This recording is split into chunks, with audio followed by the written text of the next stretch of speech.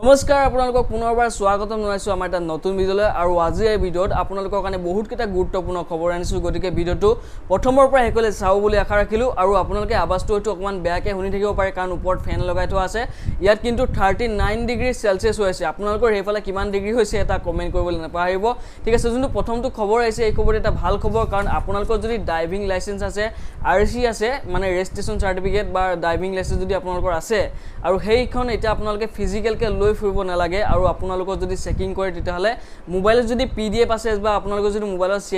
save কৰি থোৱা আছে ডিজি লকাৰ আছে তেতিয়াহলে আপোনালোকৰ হেইটো দেখুৱাই দিলে হৈ যাব বুলি এতিয়া এটা নতুনকে ঘোষণা কৰিছে চৰকাৰে গতিকে এটা খুবেই ভাল খবৰ ইয়াৰ পিছৰ খবৰটো যে হাই সেকেন্ডাৰী ৰিজাল্ট কোন তাৰিখে দিব তো ডক্টৰ মুখ্যমন্ত্ৰী হিমন্ত বিশ্ব শৰ্মাৱে ঘোষণা কৰিলে অলৰেডি কালি আজি হৈছে 1 জুন আৰু কালি হৈছে 31 মে গতিকে ঘোষণা কৰিলে যে কেইদিনমান দিন লাগিব বুলি কৈছে মানে এসপ্তাহ বা 4 দিনৰ ভিতৰত আপোনালোকৰ ৰিজাল্টটো আহিব তো ম্যাক্সিমাম কিন্তু এসপ্তাহ লাগিব তাতকে বেছি নহয় বুলি মোৰ আশা আছে তো আপোনালোকে কেতিয়া দিয়াটো বিচাৰে এটা কমেন্ট কৰিব লগতে যদিহে ৰিজাল্টটো আপোনালোকে চাব বিচাৰে এইটো ভিডিওৰ ডেসক্ৰিপচনৰ লিংক আছে তাত আপোনালোকে ক্লিক কৰি সেই ৰিজাল্টটো কেনেকৈ চাব পাৰিব অতি কম সময়ৰ ভিতৰত প্ৰায় 1 মিনিটৰ ভিতৰত চাব পাৰিব লগতে কিন্তু সেই লিংকটো যোনটো আপোনালোকক দিছো এইটো ভিডিওত এই সাৰ্ভাৰটো মানে স্লো নাথাকে গতিকে সেইটো ভিডিও আপোনালোকে চাই ল'ব যে ৰিজাল্টটো কেনেকৈ সোনকালে চাব পাৰিব আৰু ইয়াৰ পিছৰ খবৰ এটা গুৰুত্বপূৰ্ণ খবৰ যদিহে আপোনালোকে ট্ৰু কলাৰ ইউজ কৰে তেতিয়াহলে আপোনালোকৰ এনেকুৱা ধৰণৰ মেছেজ আহিব পাৰে তো মোৰ ওচৰত এনেকুৱা ধৰণৰ মেছেজ আহি গ'ল আৰু মানে 5000 টকা ক্ৰেডিট হৈছে বুলি এটা মেছেজ আহিছে যোনটো ট্ৰু কলাৰ ফালৰ পৰা আহিছে ঠিক আছে আৰু যদি এই লিংকত ক্লিক কৰি দিয়ে আপোনালোকে কিন্তু বেংকৰ পৰা সকলো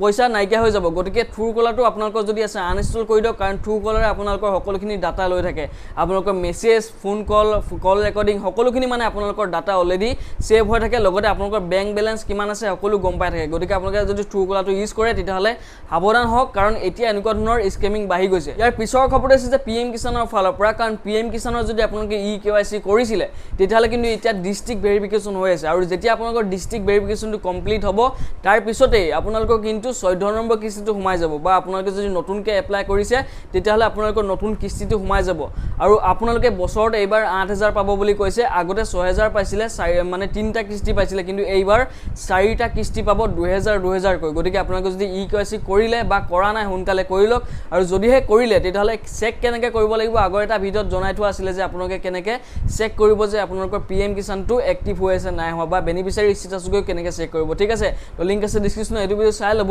আৰু যদিহে আপোনালোকৰ ভেৰিফিকেশন কমপ্লিট হৈছে নিশ্চয় আপোনালোকে আহিবলগীয়া 14 নম্বৰ কিস্তিটো পাই যাব তো জুলাই মাহৰ ভিতৰতে পোৱা সম্ভাৱনা আছে আৰবিআই ফালৰ পৰা এটা নটিফিকেশন আহিছে আপোনালোকে যে 2000 টকা যদি আপোনালোকৰ ওচৰত আছে তেতিয়াহলে কিন্তু 30 ছেপ্টেম্বৰ আগতে জমা কৰিব লাগিব বেংকত কিন্তু এতিয়া আপোনালোকৰ 2000 টকা বদলি মানে এতিয়া